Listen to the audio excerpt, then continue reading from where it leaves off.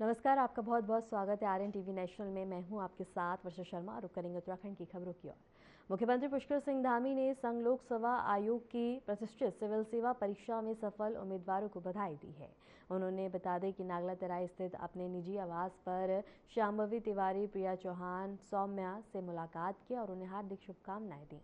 मुख्यमंत्री ने उनकी मेहनत और सफलता की सराहना की है। इस उपलब्धि को राज्य के युवाओं के लिए प्रेरणा बताते हुए उन्होंने कहा कि युवा प्रतियोगी परीक्षाओं में मेहनत और लगन से बड़े मुकाम हासिल कर सकते हैं।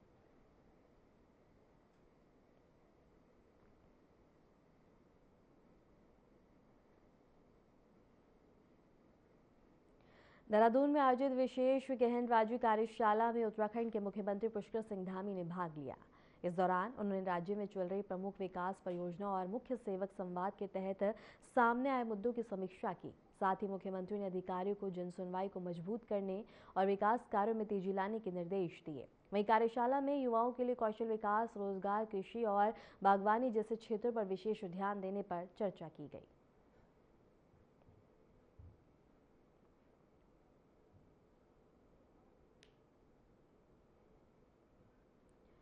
देहरादून में मुख्यमंत्री पुष्कर सिंह धामी ने अपने आवास पर उत्तराखंड के फूलदेई लोक पर्व को पारंपरिक रीति रिवाजों के साथ मनाया। इस अवसर पर उन्होंने पूजा अर्चना की और इसके साथ ही मुख्यमंत्री ने स्वागत करते हुए उपहार भी भेंट किए हैं और प्रदेशवासियों को पर्व की शुभकामनाएं देते हुए कहा कि ऐसे लोक पर्व हमारी सांस्कृतिक परंपराओं और सामाजिक एकता को मजबूत करते हैं।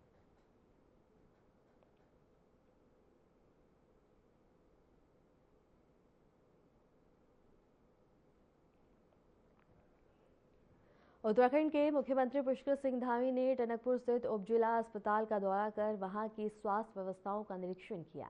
इस दौरान उन्होंने अस्पताल में उपलब्ध सुविधाओं का जायजा लिया और अधिकारियों को व्यवस्थाओं को बेहतर बनाने के निर्देश दिए। मुख्यमंत्री ने अस्पताल में भर्ती मरीजों से बातचीत कर उनके स्वास्थ्य की जानकारी भी ली और उपचार से जुड़ी समस्याओं के बारे में पूछा। उन्होंने कहा कि राज्य सरकार बेहतर स्वास्थ्य सेवाएं उपलब्ध कराने के लिए लगातार प्रयास कर रही है और अस्पतालों में सुविधाओं को मजबूत किया जा रहा है।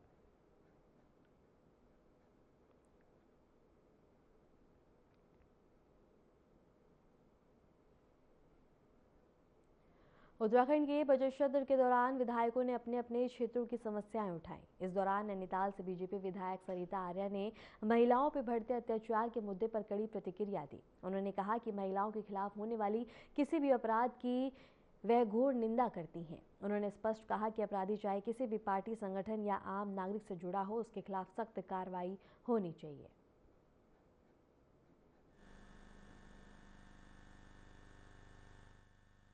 के ऊपर जो अपराध हो रहे हैं उसमें मैं घोर निंदा करती हूँ कि हमारी बहनों के ऊपर चाहे कोई भी व्यक्ति हो, जनता का हो, पार्टी का हो, उसके ऊपर हमारी सरकार कार्रवाई कर रही है और वो पकड़े भी जा रहे हैं। और हम ये चाहेंगे कि जो महिला अपराध इस समय हो रहे हैं उसमें प्रशासन, पुलिस प्रशासन सभी हमें सहयोग भी करते हैं, तो उसके लिए भी मैं सरकार का बहुत बहुत धन्यवाद।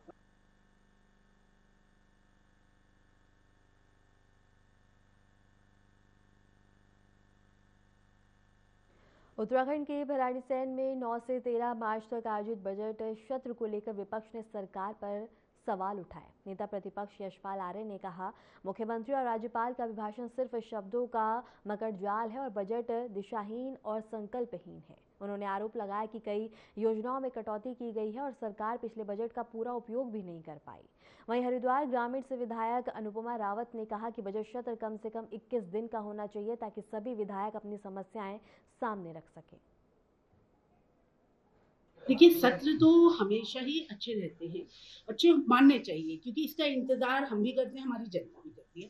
पीड़ा बस एक है कि सत्र की अवधि बहुत कम है। सत्र की अवधि कम से कम 10 दिन, 12 दिन, और बजट सेशन तो कम से कम 20-21 दिन चलना चाहिए। 70 विधायक हैं भाई साहब, 70 मांगे होंगी क्षेत्र की, ये मैं कम से कम बता रही हूँ।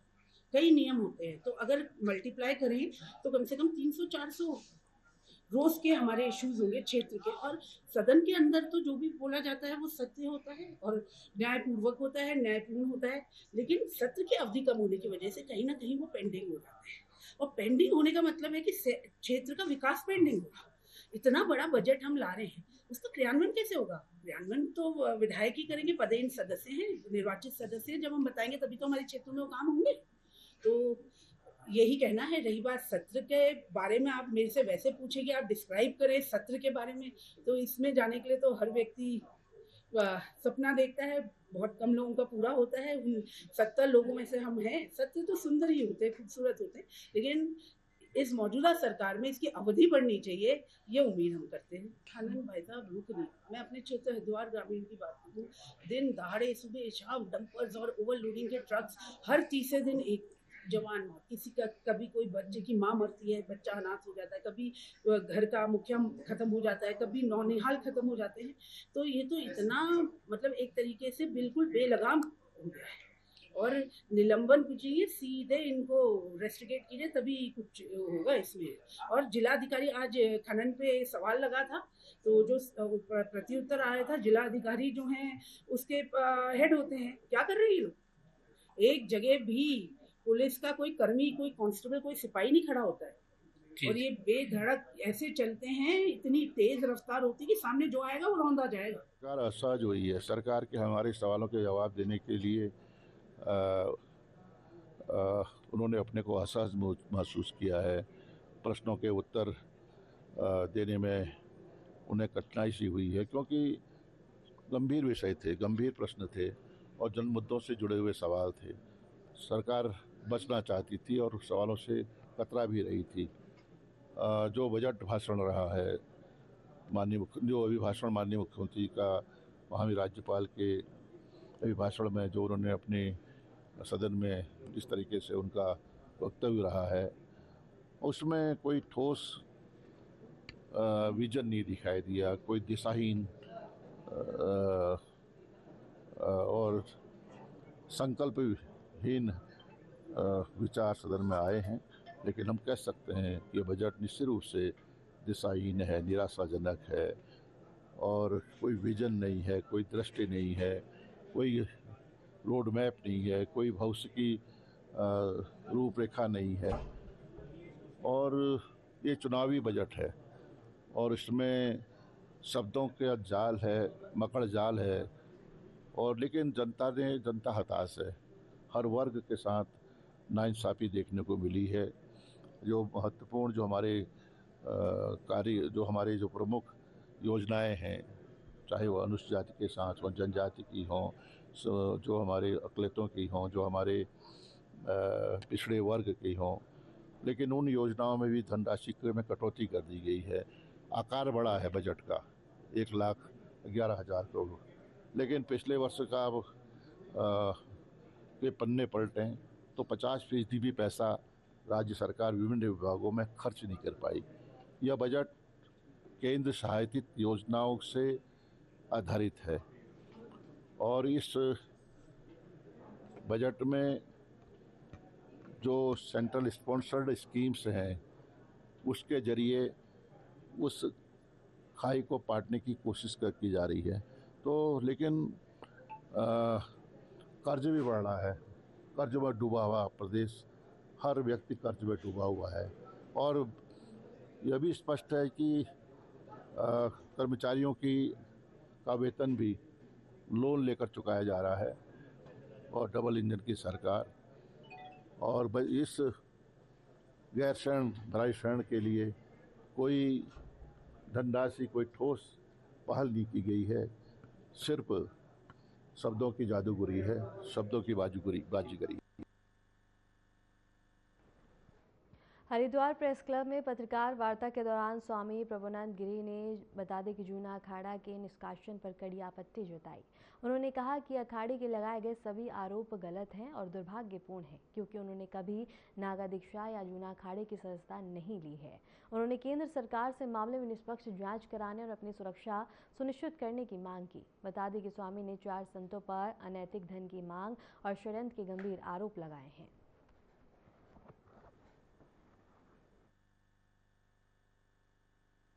करने की इसलिए पड़ी कि धर्म समाज में विशेष रूप से जूना अखाड़े के 4 तथाकथित पदाधिकारी प्रेमगिरी, हरिगिरी और मोहन भारती, नारायण गिरी, इन्होंने गैंग बना करके जूना अखाड़े का सर्वनाश कर दिया है।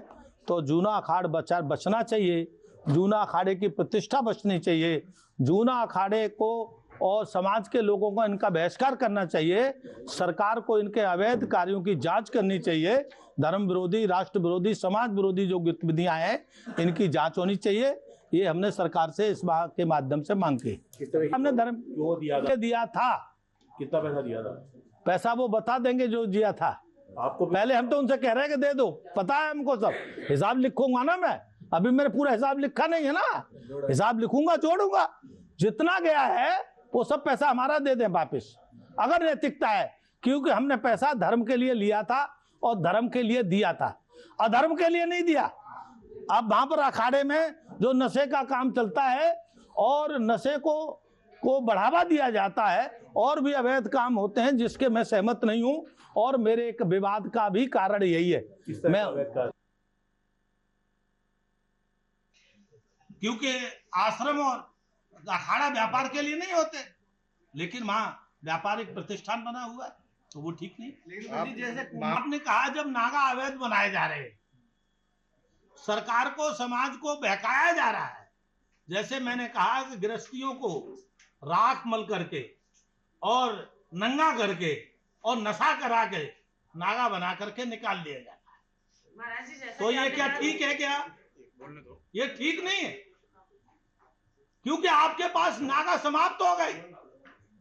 नागा बनाने की प्रक्रिया में आपने ड्रामा कर दिया शुरू, वास्तविक प्रक्रिया खत्म कर दी आपने। इसीलिए आपके पास नागा उपलब्ध नहीं होते, कुंभ में आपको दिखाने पड़ते हैं। दिखाने के लिए आप ये अवैध तरीके अपनाते हैं जो ये ठीक नहीं है। महाराज जी, क्या मांग करनी होती तो मैं पहले ही दिन करता। मैं तो 3.5 महीने इसलिए रहा, मुझे तो प्रेस ही नहीं करना चाहता था। मैंने तुमसे इतनी बात कही कि भैया जो मेरा है वो दे दो, तुम अपने घर भले, हम अपने घर भले, हमें कोई जरूरत नहीं तुम्हारी। तुम्हें जब उन्होंने नहीं मारी हमारी बात सुनी तो आपको आपके द्वारा करें। महाराज जी, जैसा कि स्वयं जूना अखाड़ा नशे में डूबा रहता है, स्वयं हरिगिरी नशे में डूबा रहता है। जब स्वयं हरिगिरी नशे में डूबा रहेगा तो बाकी अखाड़े का क्या होगा और बाकी अखाड़े में रहने वालों का क्या होगा? मैं कहता हूं मेडिकल करा लो हरिगिरी का। अगर मैं झूठा साबित हुआ तो मैं सार्वजनिक रूप से माफी मांगूंगा, लेकिन मैं आप लोगों में दम हो तो मैं कहता हूं अखाड़े के सब लोगों का मेडिकल कराया जाए, हरिगिरी का मेडिकल कराया जाए, क्या क्या नशा और कितना नशा करता है। देखो, अगर वहां चलता है तो वहां भी गलत है और वहां भी इनका ही संरक्षण होगा। अगर वहां चलता है तो इनके संरक्षण से वहां जो कुछ हो रहा है, पायलट बाबा के यहाँ गड़बड़ भी हो रहा है, जितना भी हो रहा है वो सब इन्हीं की संरक्षण से हो रहा है। वहां भी हरिगिरी का संरक्षण है, मैं आपको यह बताना चाहता हूं। तो अगर वहां भी कुछ गड़बड़ है जैसे आप बता रहे हो तो 100% इन्हीं की संरक्षण से मिलेगा। गुरु जी, क्या अभी भी कुछ समझौते तक बात है? हरिगिरी ने पहले ही दिन फोन किया, मैं आपको जानकारी दे दूं।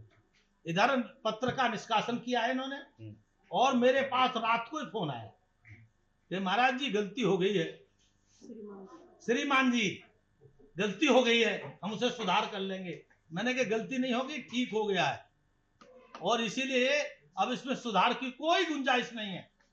कृपया आप मुझे फोन न करें, यही सुधार है। मैं आपका फोन और वाणी सुनना नहीं चाहता हूं। साहब का है, कोई लगी लिस्टी नहीं आती मुझे। मैंने कहा आप मुझे कृपया फोन बिल्कुल ना करें, क्योंकि मैं आपकी फोन और आपकी वाणी में सुनना नहीं चाहता।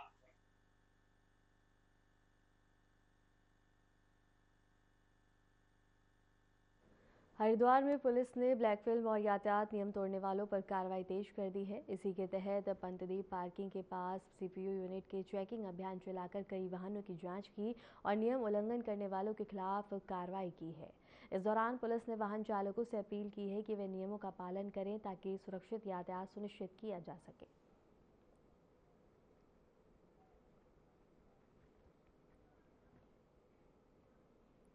हरिद्वार में पुलिस ने होम डिलीवरी कर्मचारियों का विशेष सत्यापन अभियान चलाया है। अभियान के दौरान कर्मचारियों के पहचान पत्र और अन्य दस्तावेजों की जांच अनिवार्य होगी और इसके साथ ही बता दें कि पुलिस ने संस्थान संचालकों को आदेश दिया है कि वे अपने सभी कर्मचारियों का अनिवार्य पुलिस सत्यापन कराएं और बिना सत्यापन किसी को डिलीवरी कार्य में न लाया जाए।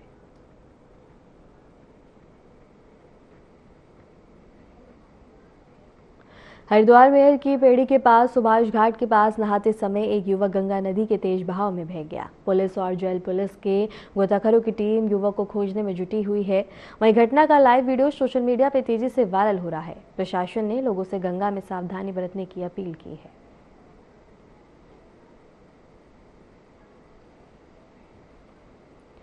हरिद्वार के भादराबाद में भीम आर्मी नेता तेज प्रताप सैनी की दबंगई का वीडियो सामने आया है, जिसमें वो बता दें कि जया मैक्सवेल अस्पताल के बाहर प्रदर्शन कर रहे कर्मचारियों के पीछे डंडा लेकर दौड़ते हुए नजर आ रहे हैं। इस दौरान अफरा तफरी मच गई और भगदड़ जैसी स्थिति उत्पन्न हुई है, जिसमें एक महिला कर्मचारी घायल हो गई। इस वीडियो के वायरल होने के बाद स्थानीय स्तर पर विवाद की स्थिति बनी हुई है। फिलहाल पुलिस पूरे मामले की जाँच में जुटी हुई है।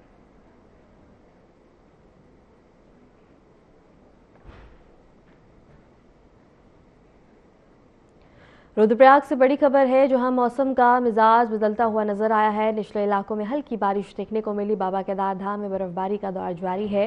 रुद्रप्रयाग पुलिस और ITBP चौकस और इसके साथ इस वक्त की बड़ी खबर आपको बता दें, रुद्रप्रयाग जिले में मौसम बदलता हुआ नजर आया। निचले इलाकों में हल्की बारिश हुई है, जबकि बाबा केदार के धाम में बर्फबारी शुरू हो गई। तापमान 0 से नीचे दर्ज किया गया है, जिससे तीर्थ यात्रियों को ठंड का सामना करना पड़ रहा है। इसके बावजूद सुरक्षा व्यवस्था पूरी तरह से चौकस है। रुद्रप्रयाग पुलिस हर समय मुस्तैदी से तैनात है और यात्रियों की सुरक्षा सुनिश्चित कर रही है। प्रशासन ने मौसम और तीर्थयात्रियों की सुरक्षा को लेकर विशेष ध्यान रखा है और यात्रा करने वालों को सावधानी बरतने की सलाह दी गई है।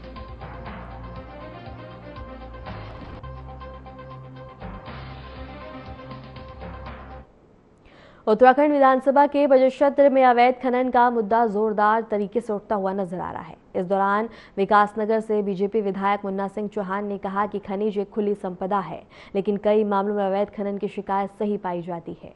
उन्होंने सरकार से इस पर अधिक सख्ती और निगरानी की जरूरत बताई है।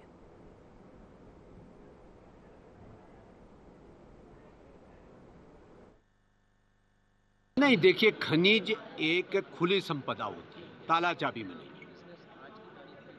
तमाम प्रयासों के बावजूद भी कहीं ना कहीं अवैध खनन की, नदी क्षेत्रों से खनन के चोरी की ये शिकायतें आती रहती है और कुछ शिकायतें जेन्युइन भी होती है। लेकिन समय समय पर जैसे ही शिकायतें मिलती है या सामान्य मॉनिटरिंग के आधार पर सरकार ने अवैध खनन के रोकथाम के लिए बहुत प्रभावी कदम उठाए।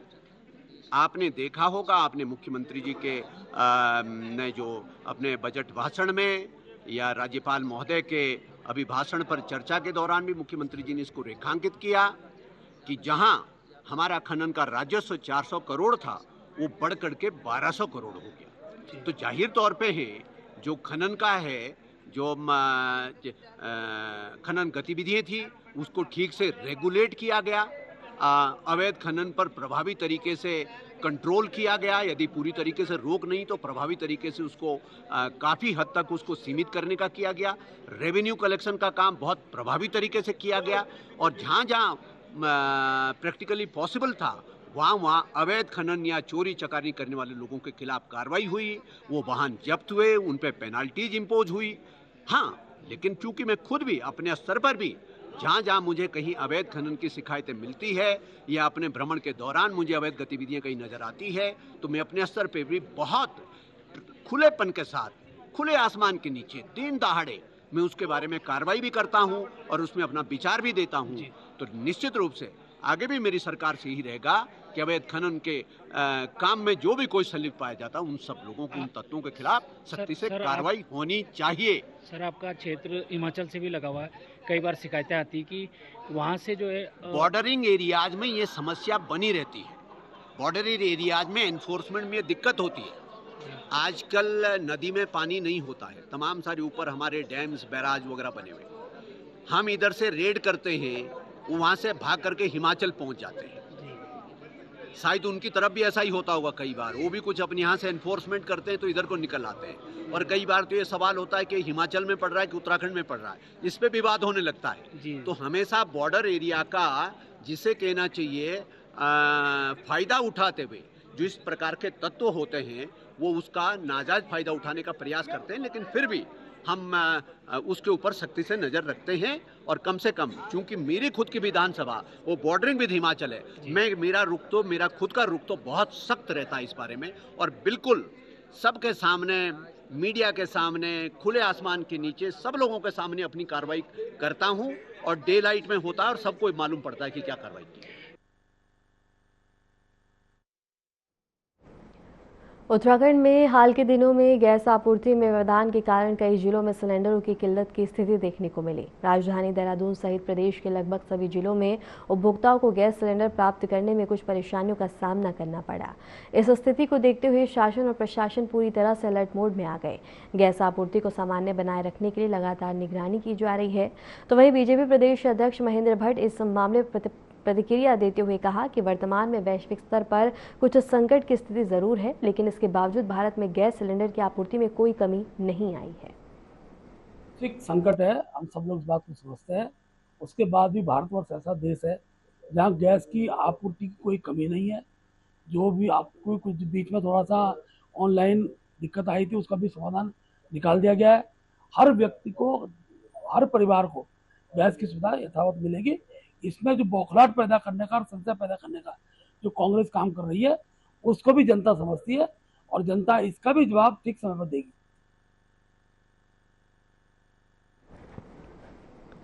टीम इंडिया के स्टार कुलदीप यादव ने मसूरी के ऐतिहासिक देसवाया में अपनी बचपन की दोस्त वंशिका चड्ढा से शादी कर ली है। शादी अंदाज में घोड़ी चढ़कर पहुंचे कुलदीप की बारात में क्रिकेट जगत के कई सितारे भी यहां मौजूद रहे और थिरकते हुए नजर आए। इसके अलावा शादी समारोह में धीरेन्द्र शास्त्री समेत कई हस्तियां शामिल हुई। बता दें कि 17 मार्च को लखनऊ में रिसेप्शन पार्टी आयोजित होगी।